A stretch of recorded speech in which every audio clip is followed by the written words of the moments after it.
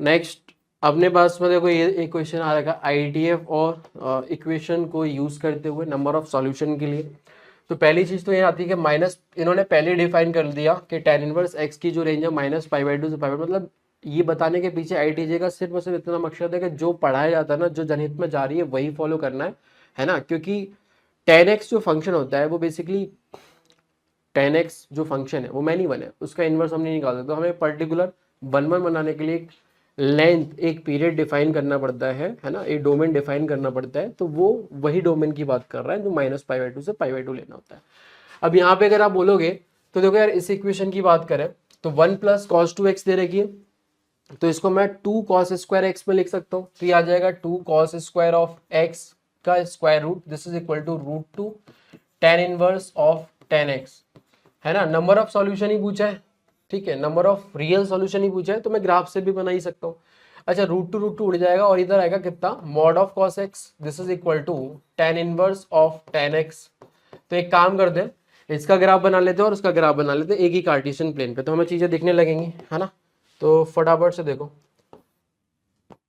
देखिए जैसे मुझे, अच्छा सारा सॉल्यूशन देखना भी नहीं है ना, पूरा ग्राफ बनाना भी नहीं है, मुझे सिर्फ और सिर्फ -3π/2 से 3π/2 के बीच में देखना है।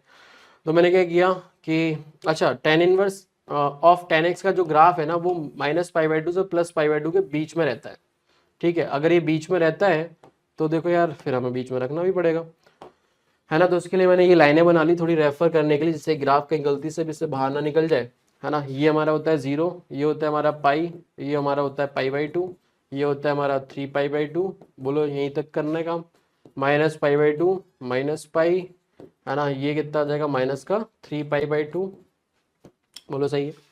अब हमने फटाफट से ग्राफ बनाते हैं। अब ग्राफ के लिए तो चलो ऐसे ही बना लेते हैं। तो हमारे पास में बोलो tan inverse of tan x का ग्राफ ऐसे रहता है, ठीक है।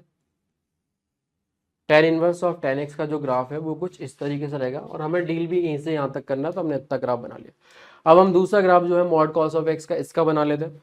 तो मॉड cos ऑफ x का ग्राफ अगर आप बनाओगे तो आप देख सकते हो कि अच्छा, इसके लिए हमने एक y = 1 की लाइन भी दिखा दी, जिससे कि इससे बाहर cos का ग्राफ ना निकल जाए, ठीक है।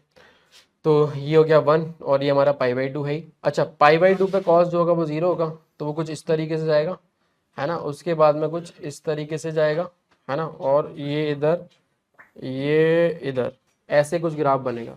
अब आप देख लो, पॉइंट ऑफ इंटरसेक्शन की बात करें तो एक ये दिख रहा है, एक ये दिख रहा है और एक ये दिख रहा है, तो 3 दिख रहा है, तो 3 आंसर इसके आने चाहिए। बोलो समझ में आ गया, ठीक है। तो ये इंटीजर वाले पार्ट में सवाल था, ठीक है। जो सवाल था उस हिसाब से ये, बाकी कुछ और होगा तो और देखा।